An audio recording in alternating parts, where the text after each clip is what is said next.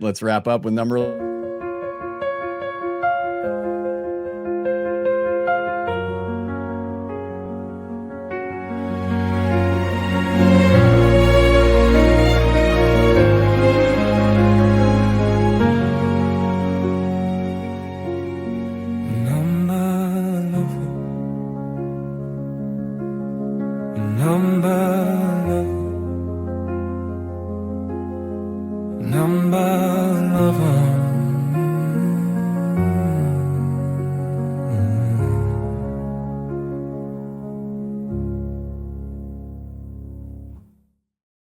All right, we're number 11, Aaron Duffy.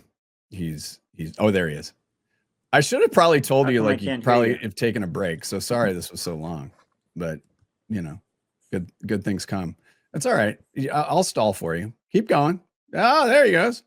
So a few things about Aaron. We'll get him back on here. Co-founder and executive creative director, ECD at SpecialGuest. All right. Is that better? That's way better. That's way better. So you've worked with OK Go several times, and as I was putting music together for today, I tried getting like the spirit of OK Go. I couldn't get it, so we sort of went a Parisian love thing, because one of the things you are best known for is directing Google's iconic Parisian love spot, which I consider, and again, this goes into part of the education at Portland State University, because we want our students to know what greatness met with great strategy and creativity really means. I call that's a top 5, I think, and I've been around for a while. I think it's a top 5, and I don't know if I don't have a number 1 because it'll vacillate from time to time, but I think it's one of the greatest spots in the history of our medium. But we're here to talk about the fact that you never worked at an ad agency when you started this thing. So give us a little bit of the story. Well, I imagine that imposter syndrome is kind of a normal thing in the industry to some degree, you know, like so I maybe that's not a weird thing, so to speak, but you know, our imposter syndrome comes from, you know, starting, I would say, like, as much more of like art school kids, and you know, like our art school kids who like were actually the weird ones as art school kids, because we were actually like into commercials instead of into like making installations of Ziploc bags of our urine to, you know, like whatever things that art school kids were doing. We were like, oh no, it's actually cool to like do branding stuff, and that was weird on its own in art school. And so then moving into then being a director in a production company, and then realizing that brands were coming to us directly, and we didn't have a pipeline for that. We didn't have a good, like, proper pipeline for servicing clients as a production company. And so then realizing that if we wanted to do this, we really needed to be serious about it and not kind of graduate from being art school kids to like really create an agency. And so I think that's the experience.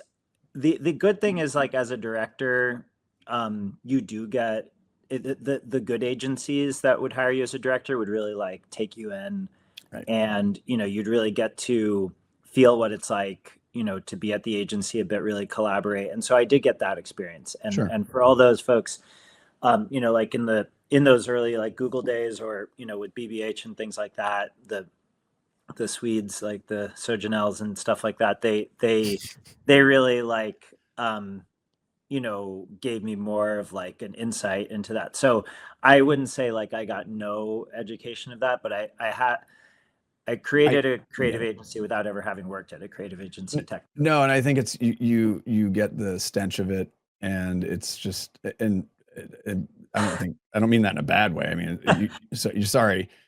you get the aroma of it, and then you can figure out how it's going to work best for you. So I mean, I think even though I was in it, I experienced that with the trade. So we're trying to do something different as well.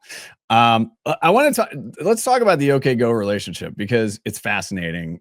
Talk a little bit about how you all first got connected, and then some of the projects that you've worked on together. Well, that's also, I mean, that also somewhat goes back to the Swedes, the brothers. So Janelle, I never know exactly how to pronounce their names, but for those who know them, Pelle is now at Droga, Right. but at the time they were at BBH, and we were first starting to work on like the early Chrome work together. So at the same time that that I was directing Parisian Love, you know, directly with Google, that was directly with Creative Labs. I was also working with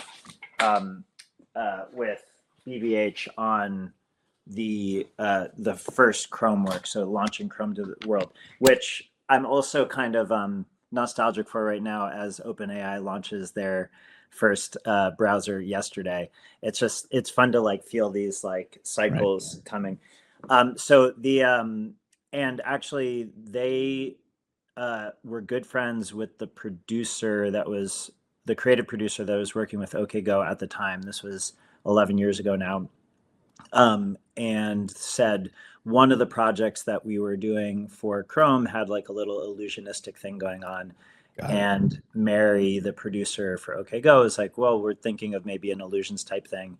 And so Damien and I met with my co-director Bob at the time, and we spent a week together just thinking about illusions, and then created a MTV Music Video Awards winning music video together. And so that was 10 years ago, more or less. And then I just been keeping it. Damien and I, the lead singer of the band, both had kids within that time. We have kids the same age. To like didn't talk for a long time while we were like starting. Wise choice. Yeah. Yes, and didn't because doing an OKGo project is like a crazy serious like endeavor. And the kids were then old enough, it almost felt like, for us to do it again. And so we did it again this year, and spent a month in Budapest building a crazy robot thing.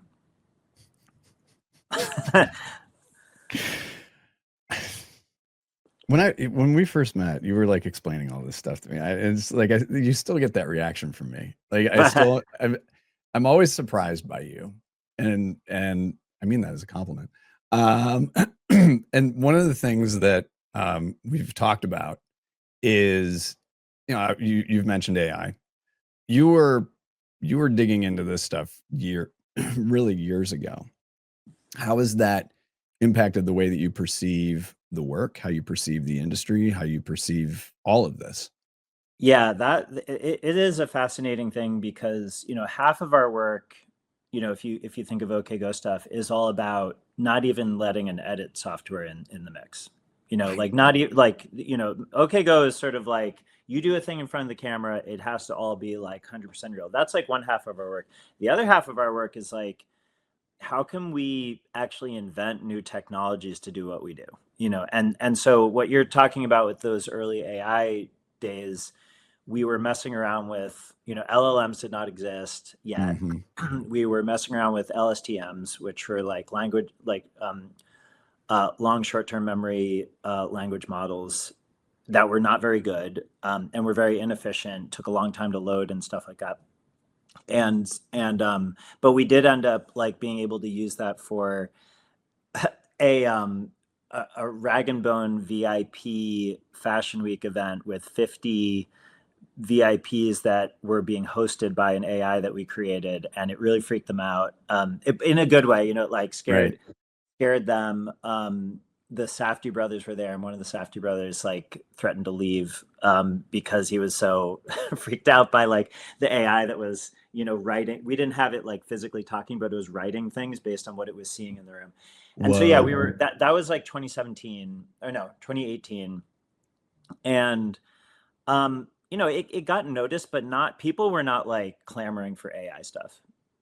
Like at that time, it was sort of like a, again, kind of like an art project. And but good for the brand. Like Rag and Bone wanted to show up innovative at Fashion Week, and we could do that. And then we started SpecialGuest X in the early 2022 with my partner Miguel, who's a professor of mathematics and AI at the university in Madrid. And we were still messing around with these things, noticing some LLM type of stuff, like, you know, GPT 1 and 2 were around, but people weren't talking about it. And then later that year, like, as we all know, like, it just exploded when ChatGPT hit. Right. And now like a good 50% of the work that we do is not just using AI, which I think is sort of like one of the big question marks out there right now, but is more doing comms and thinking for the AI companies, you know, and like helping them figure things out. No, I get it. I get it. Listen, Aaron, thank you for your patience. I love all the music. It's great. Thank you. You're dabbling, you know, like. Well, yeah, I mean, trust me, we use AI quite a bit to keep ourselves organized. There's not very many of us running this thing, and that's the way we like it. That because what do they call it? Pressure creates diamonds. So. True. Yeah, it's true. It's still a lump of coal, but that's okay. I really appreciate this, Doug, and everything that you do, and everyone watching. Thank you so much. Thank you, Aaron. Yeah, thanks for being one of the originals, and we'll put you backstage. Congratulations. Thanks so much. All righty.